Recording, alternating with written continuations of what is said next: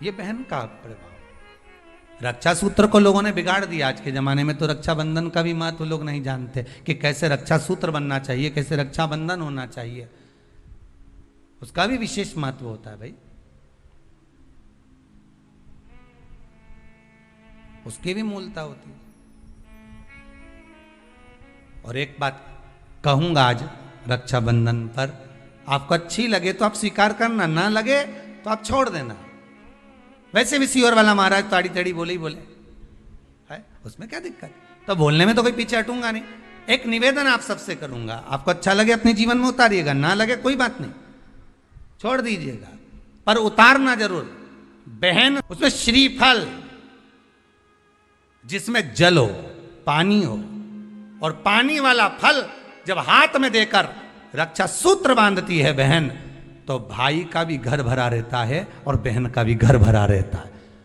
भाई का भी घर भरा और बहन का भी। जिसमें जल भरा हो, जिसमें पानी भरा हो, वो श्रीफल होना चाहिए। और गोला रखो, मना नहीं है। तुम्हारा मन कर गया कि गोला लेकर आई हूं कि भाभी 2-4 दिन खा लेगी, छोरा छोरी खा रहे, टोरा टोरी खाएगा, हाँ तो रख दो तुम, मना नहीं है। तुम जो दो तो गोला बाद में दे दो, पर हाथ में जब रक्षा सूत्र बंधे, जब राखी बंधे, तो तुम्हारे हाथ में श्रीफल होना चाहिए, नारियल होना चाहिए। क्यों? पहले की कथा में आप स्मरण करेंगे, जो हमने मुंबई में स्कंद पुराण वाची थी, उसमें वर्णन किया था। श्रीफल कार्तिकेय बाबा का प्रतीक है, श्रीफल संत का प्रतीक है, स्कंद का प्रतीक है। आप नारियल का गोला दो, 50 बार दो, 10-10, 20-20 गोले दे दो, 50-50 गोले दे दो, मना नहीं है, हैं 2-4-8 झोला भर के दे दो, हम वो भी मना नहीं करे। एक बोरा भर के दे दो, उसका मना नहीं। पर श्रीफल की मूलता है, यहाँ नारियल का जो श्रीफल है उसकी मूलता है। और कितनी सुंदर बात है, नारियल जो बहन भाई को देती है, श्रीफल हाथ भरा हुआ रखती है, भाई को बहन जब श्रीफल देती है, तो भाई वही श्रीफल अपनी बहन को कुछ दक्षिणा अर्थात कुछ रुपया रखकर, कुछ भेंट रखकर, कुछ स्वरूप रखकर, जब बहन इतनी दूर से आई, वही श्रीफल भाई फिर बहन को दे देता है, ये ले तू ले जा, तू रख ले। पर बहन उस श्रीफल को लेकर नहीं जाती है। बहन क्या कहती है, नहीं नहीं तुझे रखना पड़ेगा, तू रख। तो दो चीज में से जब श्रीफल भाई भेंट रख कर देता है अपनी बहन को, तो बहन श्रीफल वहीं भाई के घर छोड़ देती है, भेंट का कुछ भाग लेकर चल देती है। ये बहन का प्रभाव। रक्षा सूत्र को लोगों ने बिगाड़ दिया। आज के जमाने में तो रक्षाबंधन का भी महत्व लोग नहीं जानते कि बहन से प्रॉपर्टी के चक्कर में कितना भी झगड़ा चल रहा हो, बहन का भाई से एक मकान के चक्कर में कितना भी झगड़ा चल रहा हो, संपदा के चक्कर में कितना भी झगड़ा चल रहा हो, तो भी निवेदन करूंगा, बहन और भाई तुम खूब लड़ो प्रॉपर्टी और जमीन के लिए, पर रक्षाबंधन के दिन कम से कम एक दूसरे के नहीं भी जाओ तो फोन लगाकर जीजी और बहन भाई से, भाई बहन से एक बार तो बात कर लो। क्योंकि धन अपनी जगह रह जाएगा साहब, वहां धन नहीं जाने वाला, आपका व्यवहार जाने वाला है, आपका प्रेम जाने वाला। माना उसने कुछ भी करा हो, अदालत में केस लगा दिया हो, 25 केस चल रहे हो अदालत में, 50 बार तुम्हें पेशी पर जाना पड़ रहा हो, 50 बार झगड़े हो गए, 50 बार तलवार लेकर खड़े हो गए, डंडे लेकर खड़े हो गए, एक दूसरे को मारने को तैयार हो गए, पर निवेदन है, एक माता के गर्भ से तुम जन्मे हो, कम से कम उस माता के दूध का फर्ज अदा करो। और एक बार कितना भी झगड़ा हुआ हो, इस आस्था चैनल के माध्यम से आज रक्षाबंधन के दिन भले राखी बंधवाओ मत बंधवाओ, पर एक फोन लगाकर तो पूछ लो, जीजी कैसी है, कब आएगी बता। या बहन भाई को कह दे रे कैसा है, भूल गया क्या मुझे, भाई भी कह दे। लड़ाई की बात मत करना, आज के दिन बस प्रेम की बात करना कि कम से कम बहन का फोन तो आया। मेरा मन कहता है, मेरा दिल कहता है कि शायद दिवाली पर जितनी आतिशबाजी नहीं हुई होगी, उतनी आतिशबाजी आपके दिल में होगी कि जिससे केस चल रहा है वो फोन लगाकर पूछ रहा है कि भाई ने पूछा बहन से, बहन ने पूछा भाई से, कैसे हो, भाभी से बात कर लो, थोड़ा बच्चों से बात कर लो। माना अदालत में देखा जाएगा, लड़ाई झगड़े सब होंगे, सब कुछ होगा। कौरव और पांडवों की कथा तो देखो रे, कितनी सुंदर है।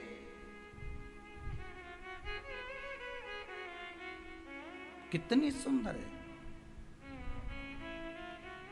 के दिन कई बहनें ऐसी होती हैं जो भाई के यहाँ नहीं जा पाती, कई भाई ऐसे होते हैं जो बहनों के यहाँ नहीं जा पाते।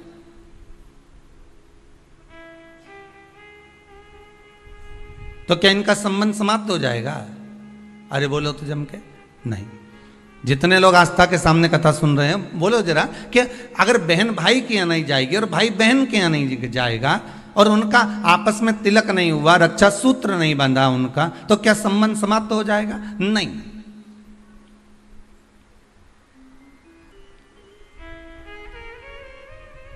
संबंध केवल शरीर का नहीं है, संबंध आत्मा का भी है।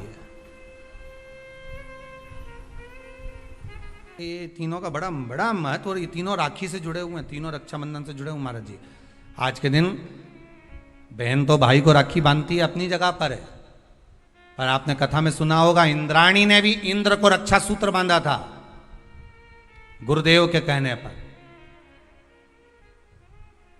कि ये रक्षा सूत्र बांध कर भेजिए इंद्र को। तो इंद्राणी कहती है मैं धर्म पत्नी हूं उनकी।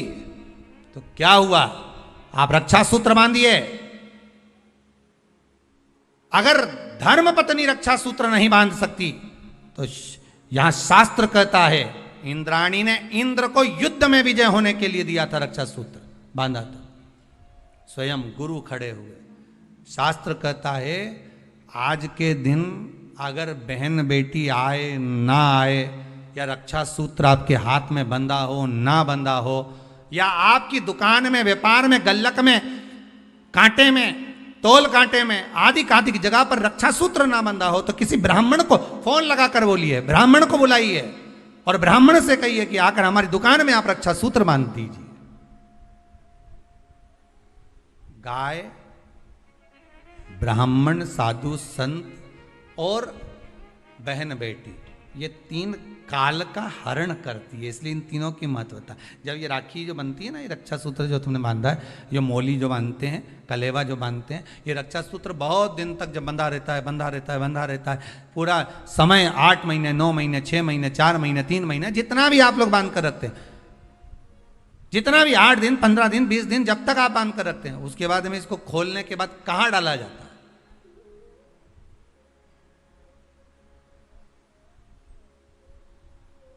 कहां दिया जाता है इसको?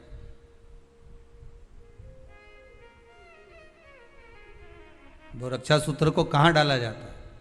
तो कहते हैं जिस स्थान पर गाय को बांधा जाता है, जिस स्थान पर गाय को बांधा जाता है, उस स्थान पर इस रक्षा सूत्र को ले जाकर एक और किसी भी खूंटे से गाय के, या गाय का जो ग्वाड़ा होता है, गाय जहाँ बंधती है उस स्थान पर कोई कील लगी हो, कोई खूंटा लगा हो, उससे इस रक्षा सूत्र को खोलकर बाद में बांध दिया जाता, वहां रख दिया जाता। क्यों? किस लिए रखते हैं? क्यों जोड़ा गया इसको? हिंदू धर्म में रक्षा सूत्र को गाय से क्यों जोड़ा गया? उसका कारण केवल इतना है कि गौ माता, जब तक आपने रक्षा सूत्र बांधा, इसके बाद रक्षा सूत्र आपने अगर गौ माता के उस ग्वाड़े में कहीं ले जाकर बांध दिया है, दे दिया है, रख दिया है, 33 कोटि देवता गौ माता के भीतर विराजमान होते हैं, 33 कोटि देवता गौ माता के भीतर रहते हैं। और केवल ये जो ये गाय जहां बंधती है, गौशाला जो होती है ना, गाय जहां बनती है, जहां पर गौ माता निवास करती है, हम तो कहते हैं कथा भी कितने सुंदर दिन प्रारंभ हुई है महाराज, श्रावण की पूर्णिमा, और कथा जो प्रारंभ हुई है वो भी व्रत। और बहुत समझने वाली बात है कि आज क्यों करा जाता है पूर्णिमा का व्रत? पूर्णिमा का व्रत करने का कारण क्या है बताइए? आप इतने सालों से कर रही हो, कई माताएं कर रही होंगी पूर्णिमा का व्रत, एक समय फलाहार करती हैं, एक समय भोजन करती हैं। भोजन में खीर का होना जरूरी होता है पूर्णिमा के व्रत में, दूध की सामग्री होना जरूरी होती है पूर्णिमा के व्रत में। 12 महीने की पूर्णिमा करो, मना नहीं है। और पूर्णिमा उठाने का भी समय होता है चैत्री, चैत्र के महीने की जो पूर्णिमा होती है, चैत्री पूर्णिमा पहली पूर्णिमा मानी जाती है, इसलिए चैत्री पूर्णिमा को सिद्ध पूर्णिमा कहते हैं, कार्य सिद्धात्री पूर्णिमा कहते हैं, सिद्ध करने वाले, मनोरथी पूर्णिमा कहते हैं।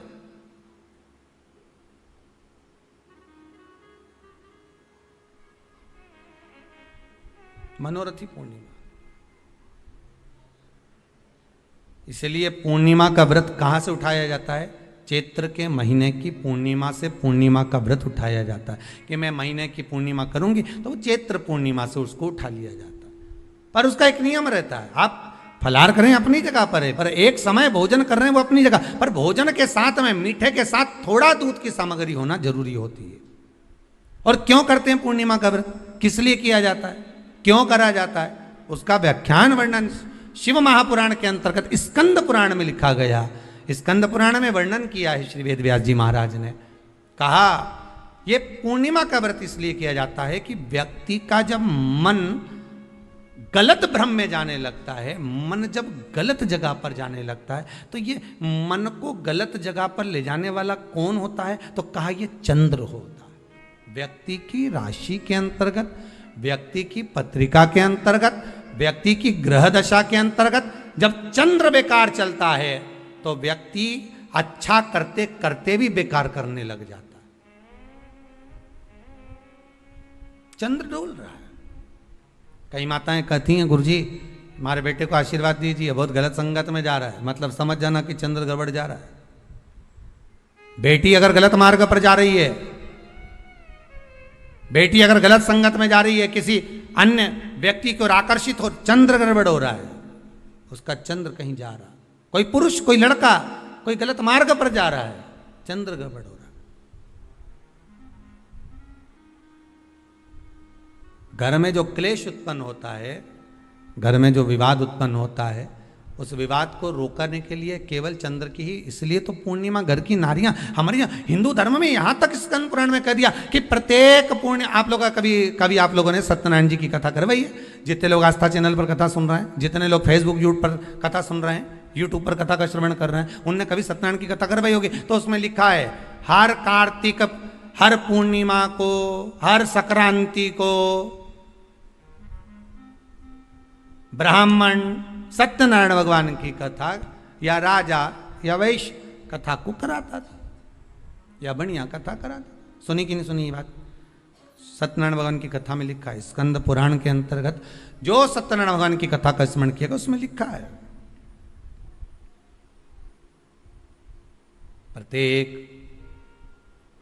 संक्रांति पूर्णिमा को सत्यनारायण की कथा करवाने लगा और ये योनि को प्राप्त हुआ, इस योनि से छूटा, इस योनि में गया। लिखा है, सब कुछ लिखा है। अब उत्ते से समझ जाओ कि पूर्णिमा को सत्यनारायण की कथा करने का बोला है, तो पूर्णिमा को सत्यनारायण की कथा का क्यों बोला? वैसे तो रोज कराओ सत्यनारायण जी की कथा, प्रतिदिन कराओ, मना नहीं है। आप क्या कोई विशेष फंक्शन है आप सत्यनारायण जी की कथा करवा, पर पूर्णिमा संक्रांति को और संक्रांति को पूर्णिमा को सत्यनारायण की कथा का स्मरण क्यों करवाया गया? क्योंकि पूर्णिमा के दिन अगर ये भगवान का व्रत रख लेगी, पूर्णिमा के दिन अगर ये खीर का प्रसाद बना लेगी, थोड़ा सा दूध की कोई सामग्री बना लेगी और भगवान को भोग लगा देगी, भले सत्यनारायण भगवान के भाव से बनाए, भले सत्यनारायण जी के निमित्तार्थ बना, पर अगर इसने सत्यनारायण भगवान के निमित्त से बना, पर पूर्णिमा के दिन अगर ये व्रत रखेगी, उपास रखेगी या कोई सामग्री बनाकर भगवान की पूजन कर लेगी, तो इसके घर में जो अशांति है वो शांति में बदल जाएगी। इसलिए कई घरों में आज भी सत्यनारायण भगवान की पूजन हर पूर्णिमा को करती है। माता किताब लेके बैठ जाती है, तुरंत तुरंत उन्हें ऑफिस जाना, कहीं काम पे जाना, और तुरंत उसने जल्दी जल्दी कलश रखा, कलश नहीं भी रखे तो भगवान की पूजन कर को रखे, ब्राह्मण देवता को बुला लेगी, ब्राह्मण नहीं आएंगे तो खुद कर लेगी, पर करती जरूर है। इतना सा आटा सेक लेगी, पंजेरी बनाई, सीरा बनाई, मिठाई रख दो, कुछ भी करेगी पर सत्यनारायण की कथा कर ले, उसका मन लग गया उसमें। मतलब पूर्णिमा को करना है, उसको करने से क्या होता है? शांति रहती है। हिंदू धर्म से जुड़े हुए सभी भक्तों को इस रक्षा सूत्र रक्षाबंधन की बहुत बहुत बधाई हो। बाबा कुबेर भंडारी आप सबको स्वस्थ रखे। क्यों महापुराण का सबसे पहला सूत्र आज आप अच्छे से समझ लेना तो आपको पूरी व्रत की महत्वता समझ में आ जाएगी कि हम व्रत करते हैं और भगवान सुनता क्यों नहीं है। बस इस सूत्र को पकड़ लीजिए। दृष्टांत सागर का ये चरित्र अगर आपके जीवन में बैठ गया तो बाकी की शिव पुराण पूरी आपको समझ में आ जाएगी कि व्रत की मूलता क्या है।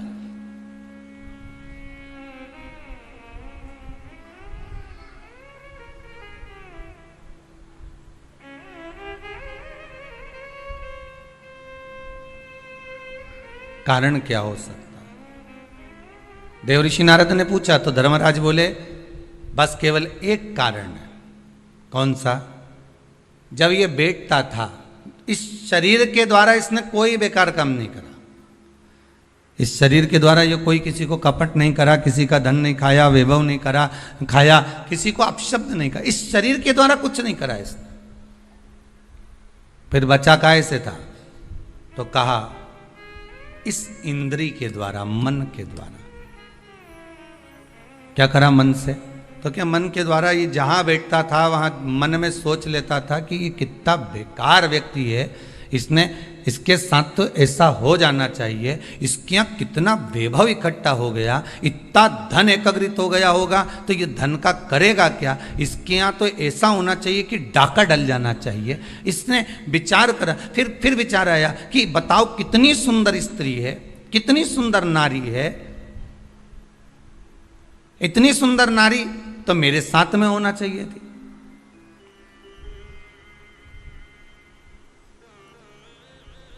इसकी कितनी प्रॉपर्टी है, कितना वैभव है इसके पास में, कितना धन है इसके पास में। कुछ ऐसा हो जाए कि इसका धन संपूर्ण मेरा हो जाए, इसका पूरा वैभव इतना इतना जितना इसका धन है ये सारा के सारा मेरा हो जाए। अब बोलो शरीर से कुछ कर रहा है क्या वो? जितने आस्था पर सुन रहे हो, जितने फेसबुक यूट्यूब पर सुन रहे हो, दिल से बोलना, उसने शरीर से कुछ करा?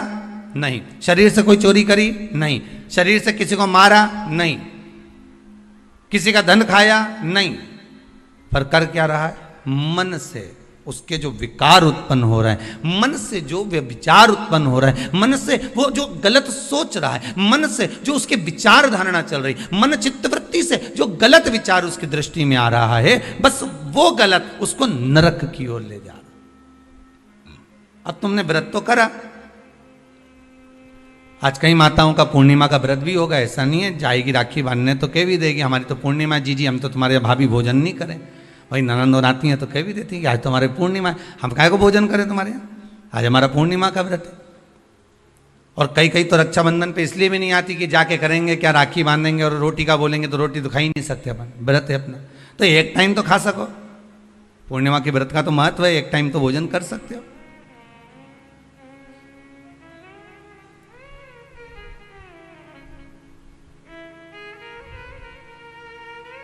अब तुमने व्रत तो करा, खूब जोरदार व्रत करा, सुबह से लेकर शाम तक कुछ नहीं खाया, कुछ भी नहीं खाया, पर ये मन बार बार अगर दौड़ कर कहीं चले गया, डब्बे में सब लोग भोजन कर रहे थे और सभी लोग प्रसाद को पा रहे थे, सभी लोगों के मन में भाव आया कि कितना सुंदर भोजन बना है, आज तो बाफला एक नंबर का बना है, आज बाटी तो बहुत जोरदार बनी। अब तुमने बनाई तो जीजी के लिए ही थी, ननंद के लिए थी, घर में बेटी के लिए थी, और आज तो मेहमान आया ना, भांजा ने भांजी ने सबके लिए बनाया, और मालूम पड़े ननंद आके कह दे कि नहीं हमारा तो आज श्रावण की पूर्णिमा का व्रत है, आज हम कुछ खाएंगे ही नहीं। अब तुमने बाटी तो बना दी, बाफला तो बना दिया, पूरन पोली तो बना दी, तुमने आज आलू बड़ा तो बना दिया, सब्जी पकौड़ा मंगोड़ा सब बना दिया तुमने, पर बेचारी वो बहन भले राखी बांध रही है, भले वो माँ आई हुई है, उसका व्रत भी है, पर उसकी जो मन है ना थोड़ा सा वो बाफले में तो जरूर जाए, वो बाटी में तो अटकेगा थोड़ा ना। अब आई और माँ भी कह रही है, बार बार मम्मी कह रही है, बार बार माता जी कह रही है, अरे बेटा ले ले एक व्रत छोड़ दे, ले ले थोड़ा, या तू एक टाइम खा लेती यहीं, तो मन में भी सोच के बैठी, हाँ विचार तो है कि एक टाइम खाना तो है, तो घर जाके खाऊं कि यहीं खाऊं, अरे यहीं खा लूंगी मना नहीं है, पर बाफला पूरा ठंडा हो जाएगा ना शाम तक तो। अब चित्तवृत्ति में तो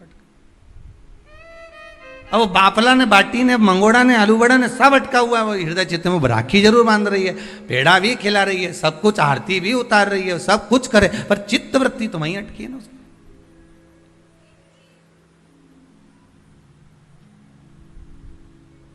इसलिए शायद लोग भजन में गाते हैं, इसलिए कहते होंगे कि श्री बांके बिहारी लाल गोपाल मन रखियो तेरे चरणन में, मन रखियो चरणन में, तन रखियो श्री वृंदावन। बस अर्थात शास्त्र कहता है कि इस मन को, इस चित्त को, इस वृत्ति को ले जाओ भगवान के चरणों की ओर, इस मन को ले जाओ भगवान की ओर।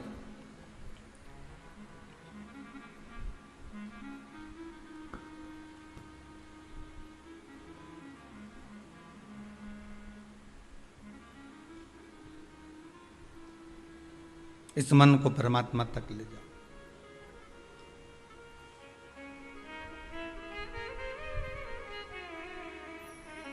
वो कहे मन तू चल रे काशी धाम, रटेंगे काशी काशी नाम। मन तू। श्रावण की पूर्णिमा, आज व्रत शिव महापुराण की कथा को प्रारंभ करें।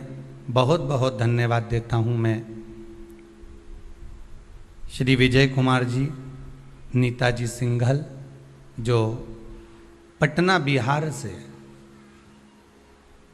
इस पावन शिव महापुराण की कथा को आस्था चैनल के माध्यम से ऑनलाइन कराकर अपने पूर्वज स्वर्गीय श्री नानूराम जी, स्वर्गीय श्री कलावती देवी जी, स्वर्गीय श्री जय भगवान जी की स्मृति में इस पावन कथा को पटना बिहार से ऑनलाइन करवा रहे हैं। उन्हीं के प्रतिनिधि के रूप में, जैसा नियम है शिव महापुराण का कि एक जोड़ा पूजन के लिए होना, पौथी का स्मरण करना, उन्हीं के प्रतिनिधि के रूप में यहाँ पर विराजमान श्री ओम प्रकाश जी भाटी, श्रीमती आशा जी भाटी, जो राजेंद्र नगर इंदौर से हैं, उनको भी बहुत बहुत साधुवाद देता हूँ कि आप प्रतिनिधि के रूप में यहाँ पर विराजमान हुए। बिटले सेवा समिति के एक सदस्य का आनंद लेकर आप यहाँ पर विराजे हैं। और बाबा विश्वनाथ की बड़ी करुणा, बड़ी कृपा, जो इस पावन कथा का रसास्वादन करने का श्रावण की पूर्णिमा के दिन योग बना।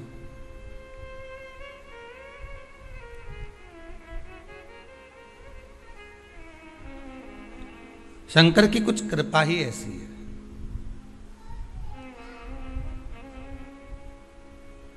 मैं भाटी जी, आपके भी पूर्वजों को बहुत बहुत साधुवाद दूंगा, स्वर्गीय श्री तुलसीराम जी भाटी जी को, स्वर्गीय कमलाबाई जी भाटी जी को, जो कृपा करे होंगे। तो सिंघल परिवार ये कथा जो करवा रहा है उसमें आप प्रतिनिधि के रूप में विराजमान हुए।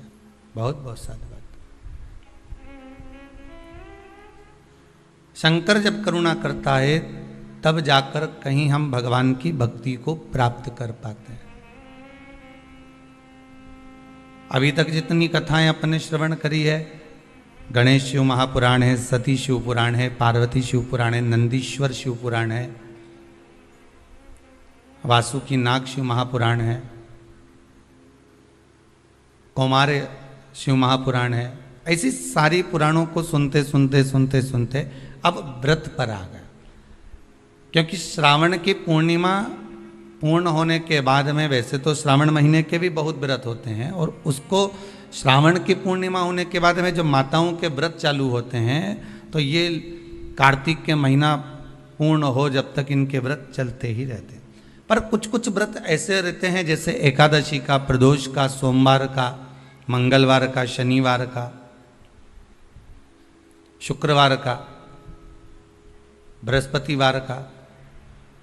कुछ व्रत ऐसे होते हैं जिन व्रतों को माताएं निरंतर करती हैं।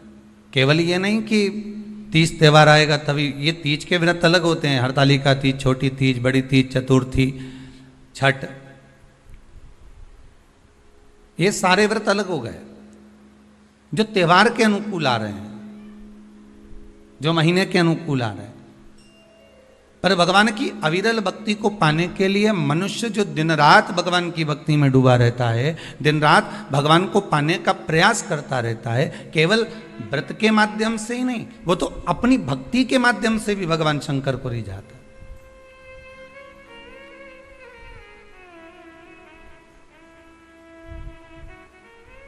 आज संपूर्ण विश्व में सबसे ज्यादा आनंद की बात तो यह है कि आज रक्षाबंधन का त्यौहार है, और रक्षाबंधन का त्यौहार होने के साथ साथ भी लोग राखी भी बनवा रहे हैं और टीवी खोलकर शिव महापुराण की, क्योंकि व्रत नहीं छूट जाए। यह केवल व्रत की कथा नहीं है, आपका व्रत भी है। ना जाने कितनी गलतियां हम व्रत करते समय कर जाते हैं, ना जाने कितनी गलतियां हम व्रत के पहले कर जाते हैं या व्रत के बाद कर जाते हैं। हम भगवान को रिझा नहीं पाते। कई लोग हैं, कितने सालों हो गए गुरुदेव हमको सोमवार का व्रत करते करते, कितने साल हो गए हमको मंगलवार करते करते, कितने साल हो गए हमको बृहस्पतिवार करते करते। कई ऐसी माताएं जो निरंतर व्रत कर रही हैं, निरंतर व्रत में डूबी हुई हैं, पर उसके बाद भी उनके मन में आता है कि हमारा व्रत सफल हुआ कि नहीं हुआ, भगवान ने उसको स्वीकार करा कि नहीं करा। पार्वती मैया जब व्रत करने बैठती थी तो शंकर उनके सामने आ जाते थे, सती मैया जब व्रत करने बैठती थी तो शंकर जी उनके सम्मुख में जाते थे, माँ गोरा जब व्रत करने बैठती थी तो महादेव उनके सामने आ जाते थे, उमा जब व्रत करने बैठती थी तो भगवान महेश उनके सामने आ जाते थे। तो व्रत जब माताओं ने करा तो उनके सामने भगवान प्रकट हो गए, तो हम व्रत करते हैं तो भगवान क्यों नहीं आता?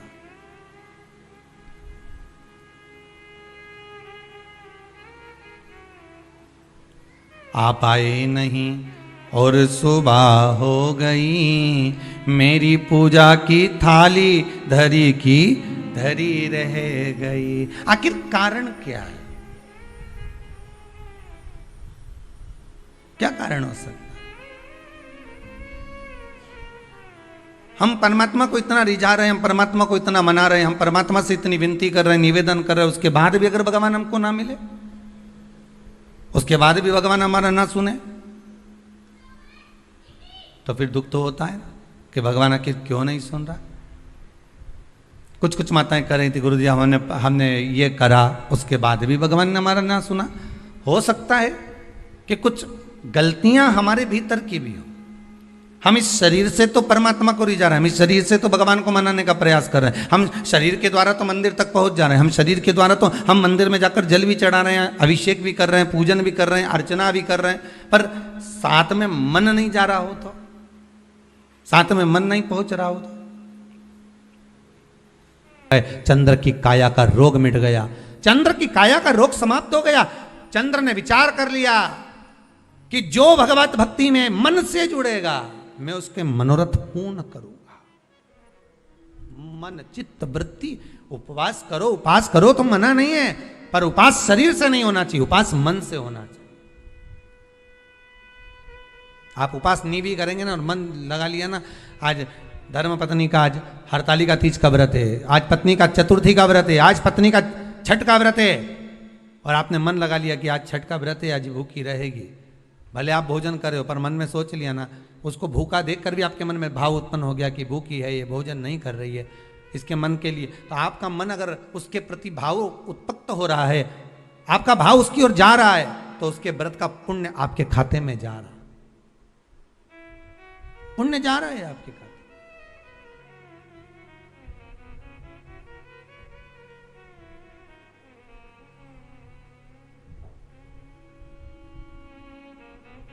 आप मन से जुड़िए।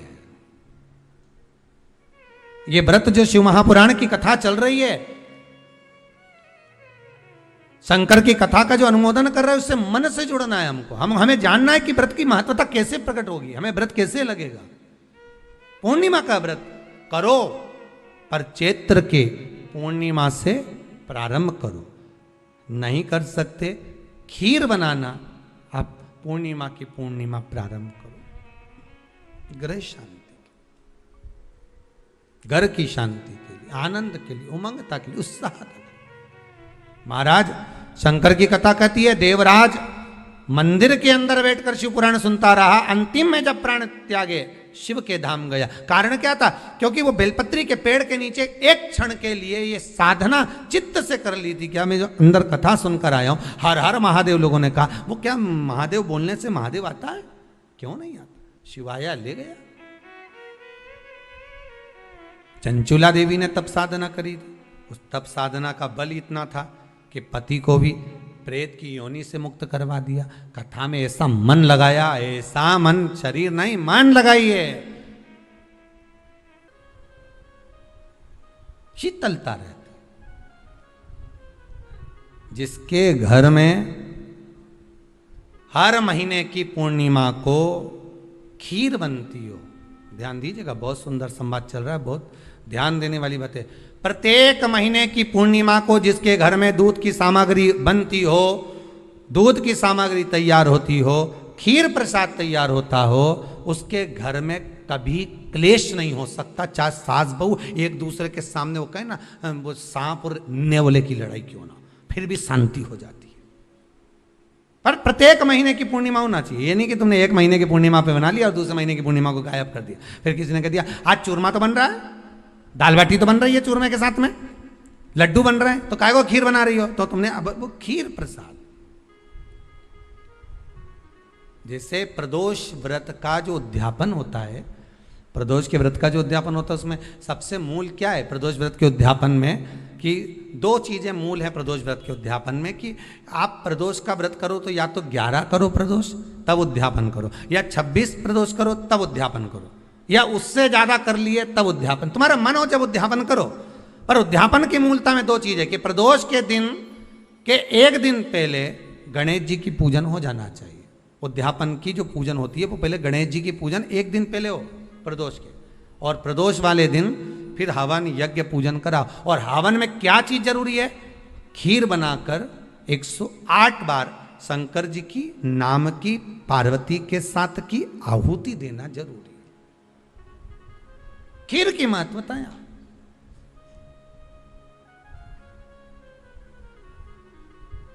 चलो और सहज भाषा में समझिए, और सरल भाषा। जिस समय पर भगवान औघड़दानी मेरा त्रिकालदर्शी मेरा कैलाशी शंभु का आवाहन चंद्रदेव ने करा, कब? जब ससुर ने श्राप दे दिया कि काया का रोग होगा, काया छिन्न होने लगी, टपक टपक कर गिरने लगी, काया नीचे गिर रही, चंद्र रोने लगे, आंखों से अश्रु बह रहा है,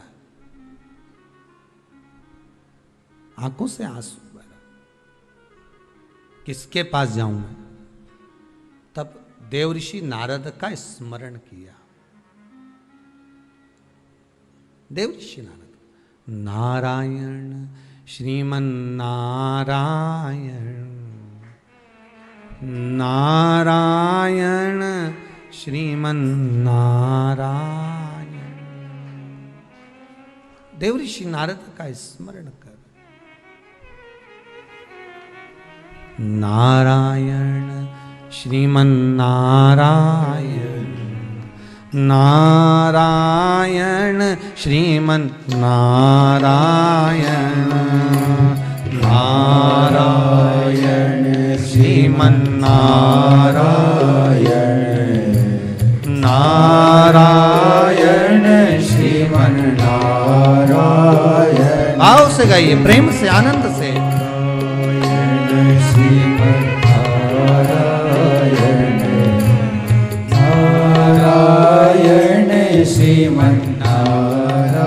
पूर्णिमा का जो व्रत है भगवान विष्णु का भी है तो शिव का भी है, दोनों स्वीकृत है।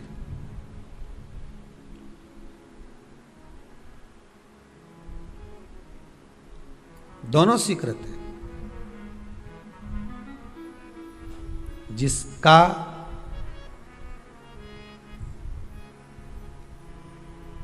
चंद्र आपकी पत्रिका में, आपकी राशि में, आपके स्वरूप में, हर व्यक्ति के संपूर्ण शरीर के अंदर 33 कोटि देवता विराजमान है। अलग अलग इंद्रियों पर अलग अलग देवताओं का निवास है।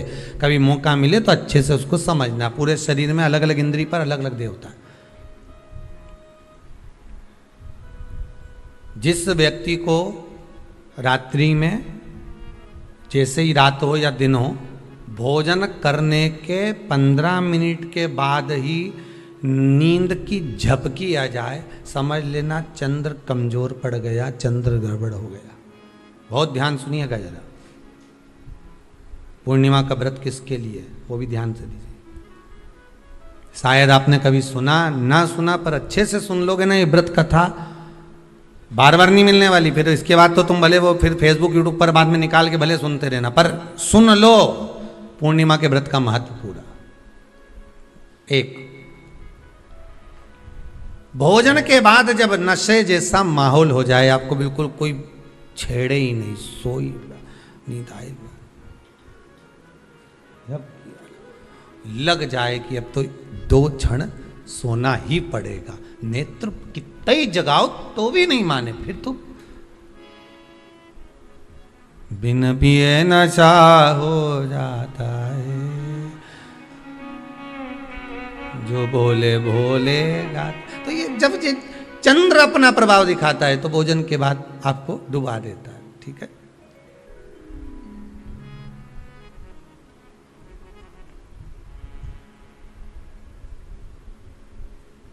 एक बहुत सरल भाषा में कहेंगे, आपको थोड़ा समझना पड़ेगा कि कहीं कहीं आपने सुना होगा कि 14 और पूर्णिमा पे कहीं गया होगा इसलिए ऐसा हो गया। बोले सुना है कि नहीं सुना? 14 पूर्णिमा पे कहीं गया होगा या 14 पूर्णिमा पे कहीं गई होगी तो ऐसा हो गया। क्यों कहते हैं, उसका कारण क्या है? आखिर बात 1400 पूर्णिमा को क्यों लोगों ने बदनाम कर दिया कि 14 पूर्णिमा पे कहीं गई होगी तो बाल खोल के गई होगी, या ऐसा करा होगा तो वैसा करा होगा तो ऐसा हो गया, या ये चीज़ इसके साथ में ऐसा हो गया, या एक्सीडेंट हो गया, या ये चीज़। कारण क्या होता है? क्यों पूर्णिमा और अमावस्या के समय पर ही ज़्यादा एक्सीडेंट के योग बनते हैं?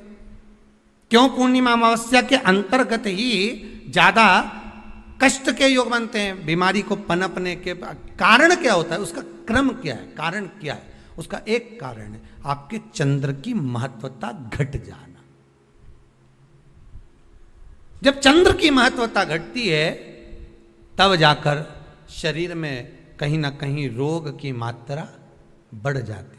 रोग अपना प्रभाव चंद्र के कारण दिखाना प्रारंभ, पर मन में बेचैनी नहीं हो, बेचैनी रहे, नींद नहीं आ रही है, कुछ मन में ऐसा लग रहा है कि कुछ होने वाला है, मन में स्थिरता नहीं आ रही, समझ लेना कि चंद्र गड़बड़ हो गया है। अब इस चंद्र को साधना है तो शिव तत्व में जाना पड़ेगा। फिर कुछ मत करिए, पूर्णिमा का व्रत चालू कर दीजिए। क्या करना है? केवल पूर्णिमा का व्रत चालू कर दो। और कितना प्रभाव है पूर्णिमा के व्रत का? घर में 50 लोगों का परिवार है, 15 लोगों का परिवार है, 20 लोगों का परिवार है, और परिवार में से अगर एक पुरुष या एक स्त्री कोई भी पूर्णिमा का व्रत करता है तो पूरे परिवार के लोगों का चंद्र संवर जाता है, पूरे परिवार के लोगों का चंद्र सुधर जाता है। पूर्णिमा के व्रत का इतना प्रभाव शास्त्र कर रहा है, स्कंद पुराण कर रही है। पर व्रत कब से लेना है पूर्णिमा का? चैत्र की पूर्णिमा से, ठीक है? नहीं तो तुमने सोचा इतना महत्व सुना है पूर्णिमा के व्रत का तो मैं तो आज से ही नहीं खाऊंगा छू, आज से ले लो। तो ये हर कोई सब तुम्हारा मर्जी पड़े, तुम तो आधी रात को उठ के भोजन करने लगो तो ये कहीं वर्णन नहीं है। तुम तो आधी रात के नहा लो तो ये कोई महत्व? तो हर चीज़ का एक समय होता है कि इतनी बजे उठना, इतनी बजे मंजन करना, ऐसा करना, भोजन करना, ये समय पर फलाहार करना, ये समय पर ये, तो ये सब चीज़ का एक समय होता है, हर चीज का एक समय। अब कथा तुम दिन में सुन लो, शाम के सुन लो, अब आधी रात को तुमको कोई उठा के 1 बजे रात के उठ, भेरू उठ जा, कथा सुन ले, तो भेरू उठेगा? और आधी रात को भेरू उठ भी गया ना तो तुम्हें भेर भी बना देगा।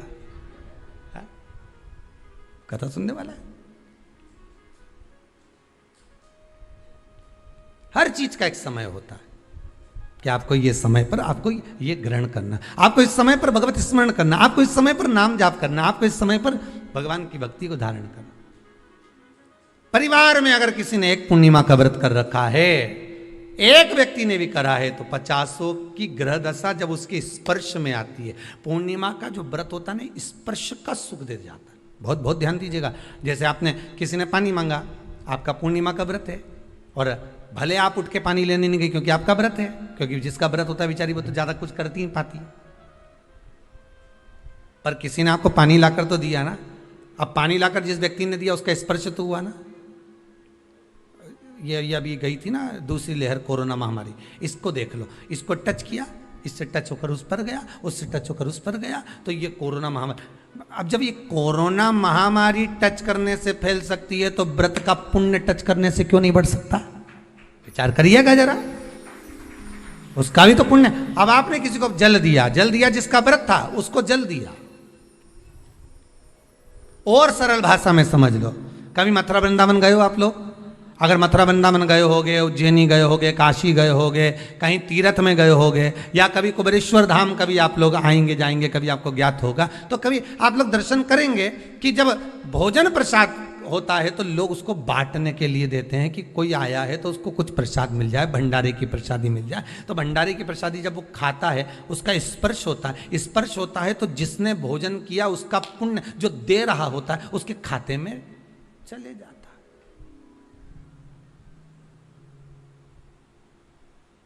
उसके खाते में गया वो। पूर्णिमा के व्रत का नियम है, घर में एक सदस्य भी कर रहा है, किसी ने उसको भोजन बनाकर थाली में कुछ प्रसाद फलाहार सामग्री दी, उसका स्पर्श बड़ी बहू को हुआ, बड़ी बहू रसोई घर में गई, उसने बाकी की चीज़ों को छू लिया, उसको देवरानी ने छू लिया, देवरानी ने कोई बर्तन छुआ, उससे तीसरी देवरानी ने देखा, उसने कोई चीज़ छू ली, तो वो छूते छूते छूते छूते वो पूर्णिमा का प्रभाव पूरे घर के लोगों को हो जाता है और उनका चंद्र इतना प्रबल हो जाता है कि अपने आप उनकी बेचैनी, उनकी आलसता समाप्त हो जाती है। नहीं तो एक व्यक्ति के कारण पूरे चंद्र दशा खराब। एक दुखी तो सब दुखी, एक सुखी तो सब सुखी। वो देख ले कि हाँ इसको सुख मिल गया है, अब ठीक है।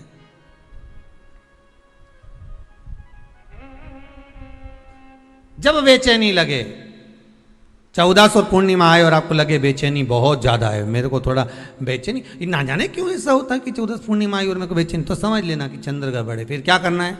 एक व्रत घर का कोई भी सदस्य पूर्णिमा का प्रारंभ कर दे। ज्यादा नहीं करो तो थोड़ी करो, पर करो, व्रत करो।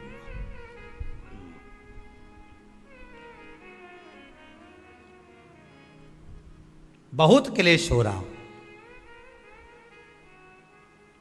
बहुत क्लेश हो रहा हो, तो पूर्णिमा के दिन खीर का भोजन प्रत्येक महीने में एक बार ऐसा नियम बना लो, अपने दीवार पे लिख लो कि पूर्णिमा है और पूर्णिमा के दिन घर में खीर बनना ही है।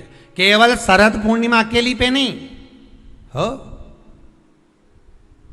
तुम एक पूर्णिमा पे तो बनाते हो खीर, शरद पूर्णिमा के दिन तो खूब जोरदार बना बुनो के ना डोलची के छत पे धर दो, उठा के भगवान ही दर्द कहीं कहीं तो छत पे बनाए।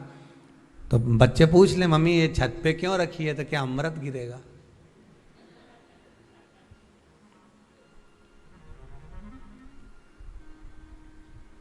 अब बोलो जम के जरा, क्या गिरेगा?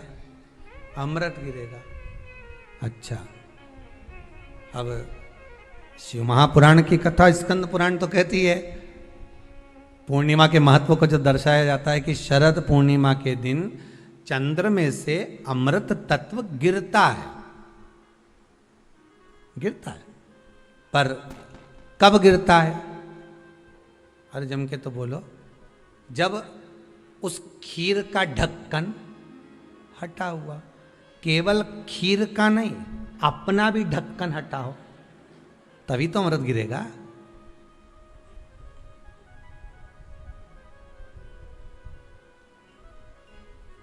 अब दिमाग में तो ढक्कन बंद है, खीर रख दी छत पे, भगवान मन में सोच रहे कि देवताओं को अमृत कब मिला था? जब उन्होंने मेरा नाम पुकारा था। केवल खीर बना के नहीं धरी थी कि छत पे खीर धर दो और अमृत आ जाएगा, नहीं नहीं, खीर के पास बैठकर थोड़ी देर बैठकर हरे राम कहो सीताराम कहो, सीताराम कहो राजा राम कहो, कुछ भजन तो गाओ। और तुमने तो नीचे से बना के छोरा कर दी, धरिया ऊपर छत पे, और छत पे ले जाके खीर धर दी और खीर रखी तो मम्मी ने क्या केवल ढक्कन लगा के रखना, बिल्ली खा जाएगी, तो उसमें ढक्कन केवल खीर में नहीं लगाया, अपनी बुद्धि में भी लगा लिया। अरे स्कंद पुराण की कथा कहती है जब पूर्णिमा के दिन तुम खीर बना रहे हो, अगर शरद पूर्णिमा के दिन खीर बना रहे हो तो प्रयास करना कि थोड़ी देर बैठकर राम नाम, कृष्ण नाम, शिव नाम, भगवान की भक्ति का 2-5 भजन तो हो जाए। अब दिमाग में लगा ढक्कन, खीर में भी लगा दो ढक्कन, अमृत कहां से झड़ेगा? भगवान भी सोचे ना राम नाम लीनो तूने भरी जवानी में, तो डूब के मर जा रे चुल्लू भर पानी में। अब भगवत भजन करे नहीं और क्या कि अमृत झड़ेगा? भगवान के कहीं नहीं झड़े, फालतू की बात। राम नाम बोलती तो अमृत झड़ता, कृष्ण नाम बोलती तो अमृत झड़ता, भगवान का भजन करती तो अमृत झड़ता। इसलिए शरद पूर्णिमा पे मंदिरों में जो खीर बनती है ना, तुम्हारे घर की खीर और मंदिर की खीर के मिला के देखना जरा, दोनों में स्वाद किस में आए जरा मिला के देखना। मंदिर की खीर में स्वाद आ जाए, क्यों? वहां भाइयों बैठ के खूब भजन गाए, तावा का हंडा में तातो दरो पानी नीनाए भोला नवा के रूम। अब दिन रात के जो भजन गाने पिली ने 9 बजे से लेकर 12 बजे रात तक खूब गाया, वो भजन का जो अमृत था वो खीर में मिल गया, खीर में मिला तो स्वाद आ गया। अब तुम तो गाए ही नहीं तो डब्बा में कहीं खाक स्वाद आए।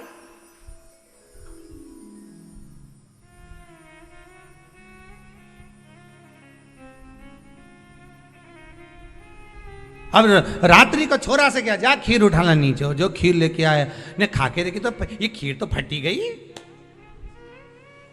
अब खीर ही फट गई। छोरा से 2 धर के दिया, कर तो ढाक के नहीं आया था? नहीं ढाक के आया। तो इसमें तो मैंने वो चिरौंजी डाली थी, दाग चिरौंजी, पर ये बिजली का कीड़ा होने का और डाली थी दाग चिरौंजी, आ गए हम।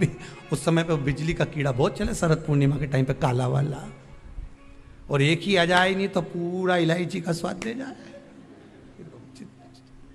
अब डाली थी दाग चिरौंजी, आ गया वह कीड़ा भी राम।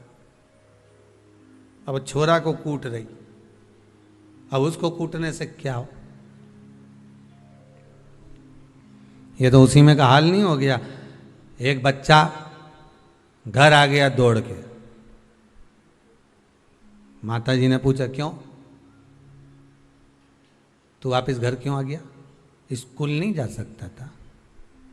स्कूल में बैठने का कहा था ना तेरे को, क्लास में बैठने का कहा था तेरे को, तो घर में क्या कर रहा है कि नहीं जाना मेरे को स्कूल? तो क्यों नहीं जाना? नहीं जाऊंगा, नहीं जाऊंगा। तो छोरा से तू जाए क्यों नहीं? नहीं जाऊंगा, नहीं बोल दे, नहीं जाना, नहीं जाना बस। अरे तो हुआ क्या ये तो बता। कि मार साहब है नहीं, हमारा टीचर, हमारा गुरुजी माँ साहब, उनने बोर्ड पे लिखा महाभारत, और हमसे पूछे किसने लिखी, तो हमने कह दिया तुम नहीं लिखी। तो उन्होंने हमको खूब मारा, तो अब स्कूल नहीं जाऊंगा। जब मार साहब खुद लिख रिया है, इतना बच्चा के सामने लिखा, बोर्ड पे लिखा महाभारत, और हमसे पूछा किसने लिखी महाभारत, तो हमने कह दिया तुम नहीं लिखी।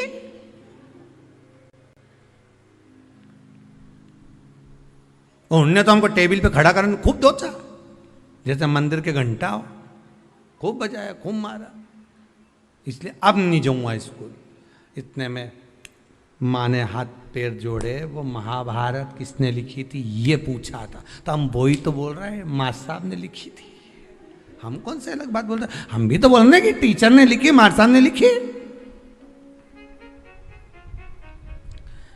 तू नहीं सुधरेगा कभी जिंदगी में। हम तुमसे इतना सा पूछ रहे हैं, महाभारत किसने लिखी? माँ साहब ने लिखी, टीचर ने लिखी।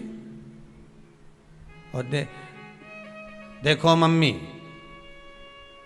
भाई सुन ले, आई तू भी सुन ले, अब बार बार महाभारत की मत पूछना मेरे से। एक बार बोल दी मैंने उनने लिखी, उनने लिखी, उनने लिखी, अब बार बार मत पूछना।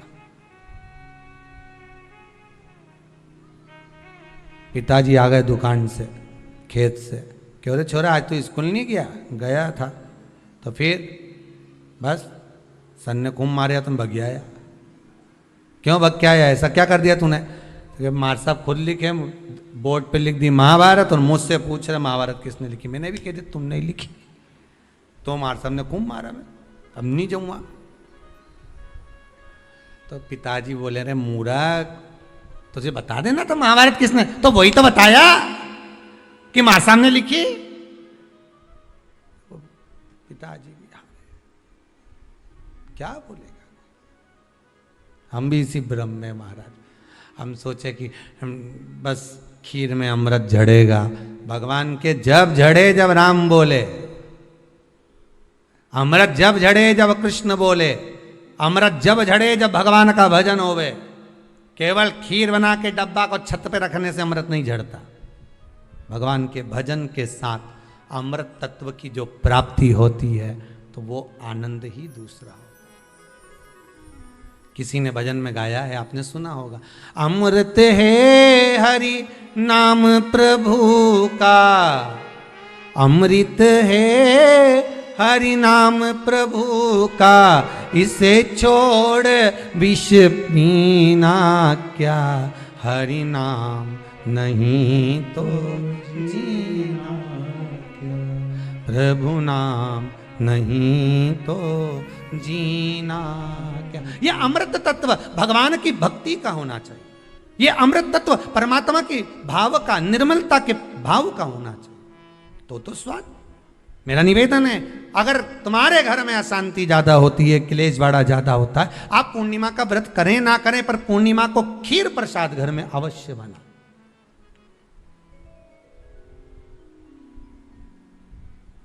12 महीने की पूर्णिमा करके देखने में क्या जा रहा है? देख लो बना के। नहीं तो ना तो सियोर वाला महाराज तुम्हारे यहाँ खाने आ रहा है, नहीं तो खीर तो अपने घर में ही है। कोई महाराज तो नहीं आएगा खाने के लिए कि सियोर वाला महाराज को तुम खीर का डब्बा पहुंचा दो कि हर महीने की पूर्णिमा को तुम्हें ही खाना है, तुम्हें ही बनाना है। इतनी सी बना लो, पर बनाओ, देखो कि घर में शांति होती कि नहीं होती। बनाकर जाने में क्या जा रहा है? नहीं तो खीर तो है ही सरी, अगर शांति नहीं हुई तो खीर तो है, खा ही लेंगे। पर बना के देखने में कुछ जा रहा है क्या? बनाओ।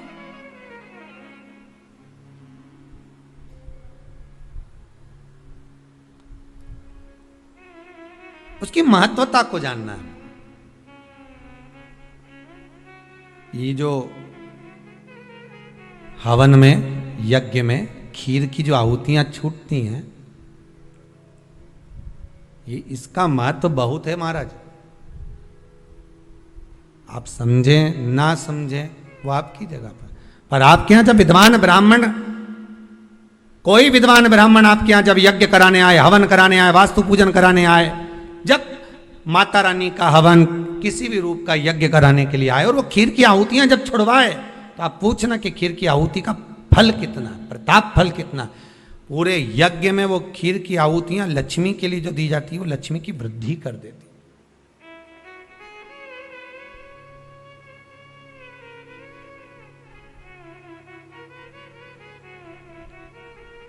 उसका महत्व कितना बढ़ जाता है, उसका महत्व कितना प्रबल हो जाता है। खीर क्या होती है? बनाइए एक बार।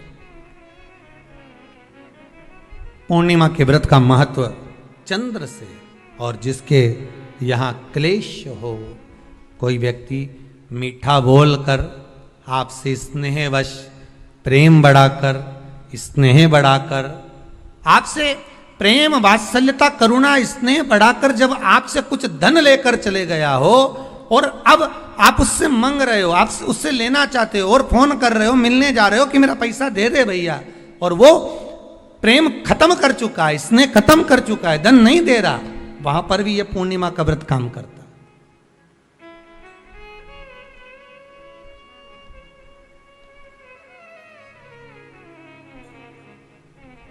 वहां पर भी पूर्णिमा का व्रत काम करता है। कहा व्रत करने वाला व्यक्ति जो पूर्णिमा का व्रत करता है, चावल का, अक्षत का, श्वेत वस्त्र में, सफेद कपड़े में अक्षत रखकर, जो जिससे धन लेना है प्रेम वश लेकर गया है, स्नेह वश लेकर गया है और नहीं दे रहा है, उसका स्मरण कर कर ब्राह्मण देव को दे देने पर भी महाराज चंद्र की दशा सुधर कर लक्ष्मी का भाव वापिस प्राप्त हो जाता है, पुनः वापिस। चंद्र से शिव भी जुड़े हैं, चंद्र से नारायण भी जुड़े हुए हैं। महाराज देवऋषि नारद का आगमन हुआ, नारद जी ने पूछा क्या बात है चंद्र, तुमने मुझे याद क्यों किया, कारण क्या है वो तो बताओ। चंद्र का कहना, मेरी काया का रोग हो गया, मेरी काया गिर रही है नीचे, टपक टपक कर गिर रही है, मेरी काया का रोग है, मुझे क्या करा जाए। तो कहा एक काम करो, देवऋषि नारद बोले शंकर का स्मरण करो।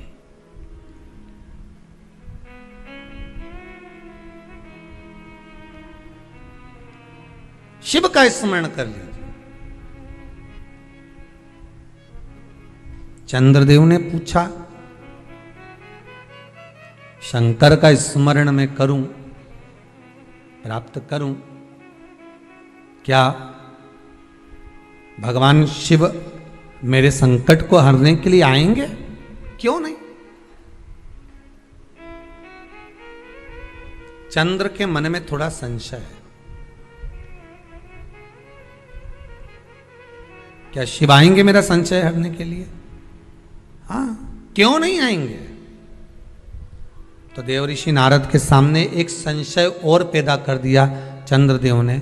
बात ऐसी है कि मैं दक्ष प्रजापति मेरे ससुर हैं जी, और बोलिए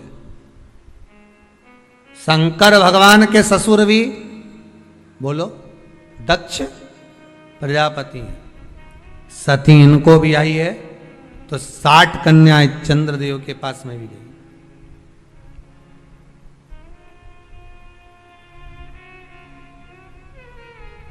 उसमें रोहिणी से अधिक प्रेम है उनको, अधिक। ये मेरे साधु भाई हैं, ये मेरे रिश्तेदार हैं। क्या एक रिश्तेदार दूसरे रिश्तेदार का रोग मिटा सकता है कि रोग बढ़ा सकता है? चंद्र के मन का संशय देखिए। फिर वही वाली बात आ गई, व्यक्ति शरीर से गलती नहीं करता, मन से बहुत गलतियां कर जाता। पांडवों की बहन सुभद्रा राखी बांधने कौरवों को जाती है। कौरवों की बहन राखी बांधने के लिए पांडवों को जाती है। जरा विचार करिए,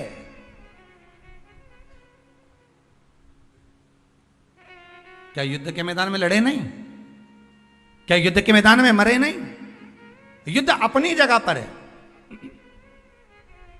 लड़ाई अपनी जगह पर है, पर एक त्योहार कम से कम। आज बूढ़ी सी बूढ़ी भी माँ होती है ना, तो रक्षाबंधन पर तो उसको भी मायके की याद आती है। सब क्यों नहीं जाती वो? क्योंकि ये घर कौन देखे, बहुवन सब चली गई तो उसको तो देखना है ना। बूढ़ी से बूढ़ी भी माँ हो ना, तो उसको भी याद आती है मायके की।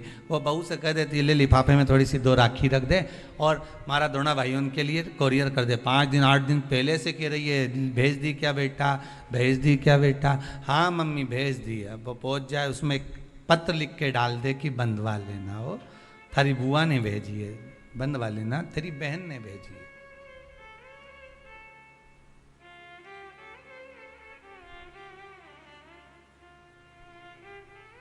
झगड़ा अपनी जगह पर चलने दो साहब, लड़ाई अपनी जगह पर चलने दो साहब, विवाद अपनी जगह पर चलने दो साहब, पर इस दिल को, इस मन को एक बार तो लेकर जाओ। मत जाओ तुम राखी बंधवाने, मत जाओ तुम राखी बांधने, पर फोन तो लगा लो। एक बार तो दिल से कह सकते हो कि कैसी हो, भले कितना झगड़ा, कितना लड़ाई, कितना विवाद क्यों ना हो। अच्छा लगे तो आप अपने पास रखना, बुरा लगे तो छोड़ देना, हो कोई बात नहीं। और दोनों के मन में ये बात भी नहीं आना चाहिए जब फोन लगाएं तो कि समझौते के लिए लगाया होगा या धन के लिए लगाया होगा। ये भी मन में भाव मत लेकर आना, वो तो इसलिए लगाया है कि सीवर वाला महाराज बोला है। और तो शंकर जी आज्ञा कर रहे हैं। शंकर शिव पुराण से व्रत शिव महापुराण की कथा आज श्रावण के इस पूर्णिमा के दिन रक्षाबंधन पर जो प्रारंभ हुई है, हो सकता है ना जाने कितने भाई बहन इस कथा के माध्यम से वापिस जुड़ जाएं, उसकी प्रसन्नता रहेगी साहब। आप कर लो एक बार,